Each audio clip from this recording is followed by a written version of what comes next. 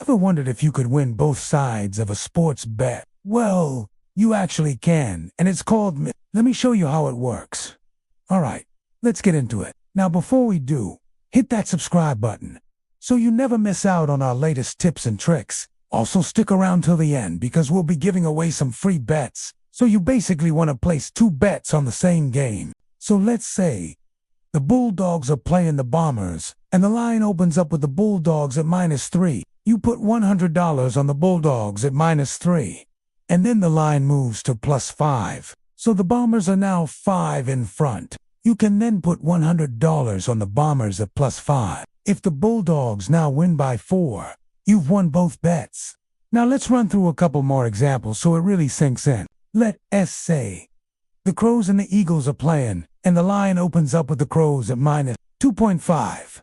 You put $100 on the Crows at -2.5, and then the line moves to +3.5.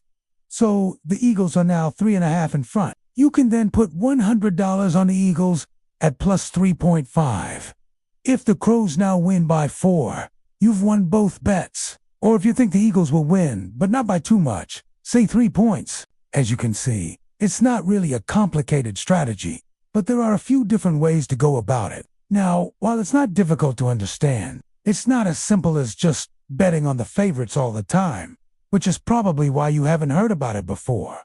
To pull this off, you need to move fast. Line changes don't last long, and timing is everything. But don't worry, you don't need to be making calls to your bookie in the middle of the night. Just check your phone every few minutes and jump on it when you see a good opportunity. Also, make sure you have accounts with multiple Aussie bookies, because odds will change from bookie to bookie, and you want to make sure you're getting the best ones available. Before we wrap up, let's quickly go through the 3 types of middles.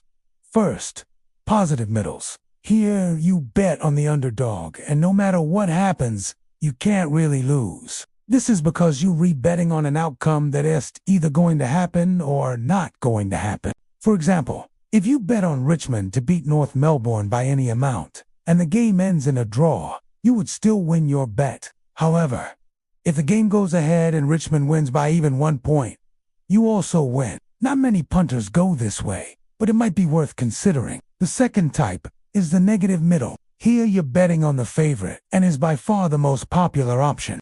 Now this is where the action is, but it's also the risk. The third and final type is the inverted middle. This is when you bet on the underdog at a plus line and then the favorite at a minus line. For example, if you bet on the Suns at +4.5 and then bet on the Cats at -3.5, if the Cats were to win by 4, you'd win both bets. However, this is a bit more risky because there's less opportunities for winning. Now, it's important to remember that while this strategy can help you take advantage of the line movements, it's not a guarantee of success. Why it is important to start with small stakes and work your way up as you gain experience. Don't go chasing losses or trying to win big. Just have fun and enjoy the unpredictability of sports betting. Thanks for watching. If you liked the video, hit that like button and subscribe for more. Also, don't forget to check out our website for the latest betting tips and tricks. Until next time, bet smart, stay sharp, and always know your edge.